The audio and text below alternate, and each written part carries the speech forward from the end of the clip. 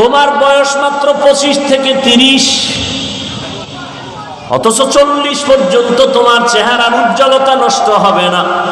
মাত্র 25 থেকে 30-এর মধ্যে তোমার চেহারা কার্টুন কার্টুন ভাব, ঠিক নেই?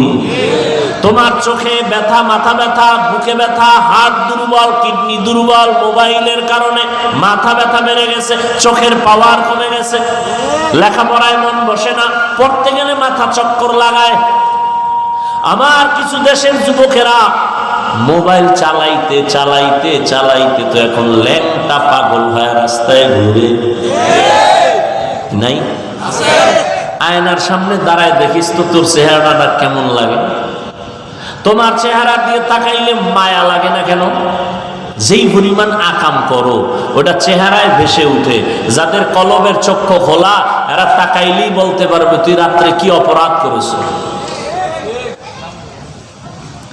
ও যুবক বাবা, এখনো সময় আছে। এই চেহারায় পৃথিবীর কোনো মেডিসিন লাগাইলে কোনোদিন উজ্জ্বলতা বাড়বে না, সুন্দর হবে না। হ্যাঁ, একটা মেডিসিন যদি ব্যবহার করতে পারো, আল্লাহর কসম চেহারা আগের মতো উজ্জ্বল হয়ে যাবে। সেটা হলো গুনাহ ছাড়ো, আবার নেক আমল করো। তওবার মাধ্যমে গুনাহ ছেড়ে দাও, খাঁটি তওবা করো যে মরিয়া গেলে আর নামাজ ছাড়বো না, বেপরদায় চলবো না। আর একটা বড় তওবা হলো জীবনে কারো বরদোয়া নিব না। এটা একটা বড় পুঁজি, কারো বরদোয়া, মা বাবার বরদোয়া নিবি না, তাহলে শেষ। শিক্ষকের বরদোয়া নিবি না তো কপাল শেষ। মরার আগে মরিয়া থাকবি, মরার আগে মরবি, মানে রুহু থাকবে, দেহ থাকবে না। কিডনি শেষ, হার্ট শেষ, হাত শেষ, পাও শেষ, পায়ের অর্ধেক নাই, হাতের অর্ধেক নাই, অবশ্যই বিছনায় পড়ে থাকবি। মরার আগে মরে যাবি, রুহু থাকবে, দেহ থাকবে না। যদি মা বাবার বরদোয়া কপালে লাগে, শিক্ষকের বরদোয়া কপালে লাগে, তুই মরার আগে মরা। আজকে বয়ানের একটা থিম তোর পায়ে ধরে দিয়ে গেলাম, একটাই শপথ কর, কারো বরদোয়া নিব না। মা বাবার বরদোয়া নিবি না, কপাল শেষ। শিক্ষকের বরদোয়া নিবি না, সাবধান। ওলামায়ে কেরামের বরদোয়া নিবি না, কপাল পুড়ে যাবে। বাড়ি থাকবে, গাড়ি থাকবে, তুই থাকবি না। কয় তুই কই থাকবি বলে আইসিইউতে থাকবি। ওখানে থাকলে একটু তোমার ফায়দা না হইলো হসপিটাল আলাদা তো ফায়দা আছে, আছে না? কথাগুলো তুমি হেসে হেসে বাতাসে উড়াই দিও না। একটা শপথ করো যে ইনশাআল্লাহ যতদিন হায়াত পাই, হায়াতের মালিক আল্লাহ, সম্মানের মালিক আল্লাহ, রিজিকের মালিক আল্লাহ। মানুষের পিছু ঘুরো কেন? সম্মানও আল্লাহ দেয়, রিজিকও আল্লাহ দেয়, ইজ্জতও আল্লাহ দেয়, হায়াতও আল্লাহ দেয়, তো মানুষের পিছনে গোলামি করো কেন? কই করোনা গেল, হুজুরেরা না খায় মরছে। স্কুল বন্ধ, কলেজ বন্ধ, ফ্যাক্টরি বন্ধ, গাড়ি বন্ধ, দোকান বন্ধ, সব বন্ধ। একটা মাদ্রাসাও তো বন্ধ হয় নাই। কোন হুজুর তো ভিক্ষাও করে না, না খায় মরি টাকা দাও। তুমি তো মাস্কের উপরে মাস্ক লাগাইছো, করোনা করোনা। আর হুজুরেরা তো লাশগুলো কান্দে নিয়া, গোসল করাইয়া, কাফন পরাইয়া, জানাজা পরাইয়া দাফন করাইছে শত শত করোনার লাশ। কই হুজুরেরা তো করোনায় কেউ মরে নাই।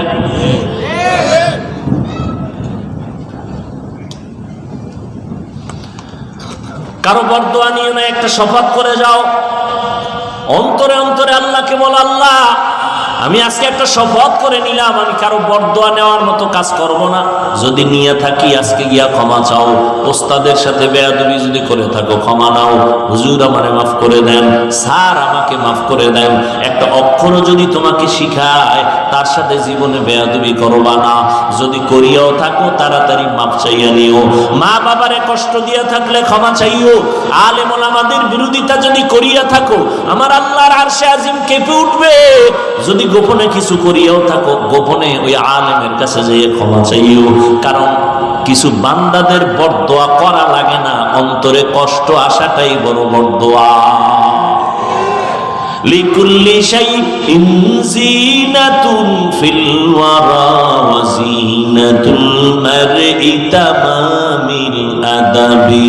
আজ খোদা খাহি মে তৌফিক আদব আদব মাহরুমে গুনেগার ফজলে আল্লাহর কাছে তওবা করে নাও রে যুবক। তোমার মতো যুবক তাকায় দেখো, জীবনে কোনোদিন মাদ্রাসায় পড়ে নাই, স্কুল কলেজে পড়ে, চাকরি করে, ব্যবসা করে, শ্রমিকের কাজ করে, নদীর মধ্যে মাছ ধরে, জমিনে চাষাবাদ করে, গাড়ি চালায়, ড্রাইভার, এক বেলার নামাজও বাদ দেয় না। আছে না নাই? তোমার কপাল এত খারাপ কেন? কার অভিশাপ লাগছে যে তুমি পড়তে পারো না নামাজ? RAB, army, police, BDR, doctor, professor, engineer 5 বেলার নামাজ পড়ে, তুমি কেন পারো না রে বাবা? এখনো সময় আছে, তওবা করে নাও। রাস্তায় গাড়ি চালায়, ড্রাইভারি করে, আজান হয়ে গেছে, গাড়িতে তালা লাগায়, মসজিদে নামাজে ঢুকে গেল, তুমি কেন পারো না রে বাবা? ও বুড়া বাবাজিরা, আপনার মতো বুড়া মানুষ হাতে লাঠি নিয়ে মসজিদে গিয়া নামাজ পড়ে, আপনারা কেন পারবেন না? ও পর্দার আড়ালের আম্মা বোনেরা, আপনাদের মতো কত মা, কত বোনেরা পর্দা রক্ষা করে চলে, স্বামীর মাল হেফাজত করে, মোবাইলে সময় নষ্ট করে না, নামাজ ছাড়ে না, পর্দার বাহিরে চলে না, নবীর তরিকায় চলে। ও মা, আপনারা কেন পারবেন না? ও বোনেরা, আপনারা কেন পারবেন না? আল্লাহ তো তওবার দরজা খুলে ডাকতেছেন, এখনো সময় আছে, তওবা করে নেন। মরিয়া গেলে যাব। ও আল্লাহ, হায়াতের মালিক তুমি, ইজ্জতের মালিক তুমি, রিজিকের মালিক তুমি। শয়তানের ধোকায় পড়ে জীবনে কত নামাজ ছাড়লাম, কত বেপরদায় চললাম, কত গুনাহ করলাম, আজকে থেকে তওবা করে নিলাম।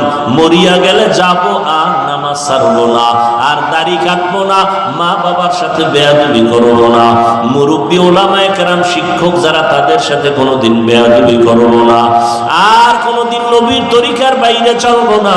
ওলামায়ে কেরামের পরামর্শ নিয়া, মা বাবার দোয়া নিয়ে সামনে চলবো।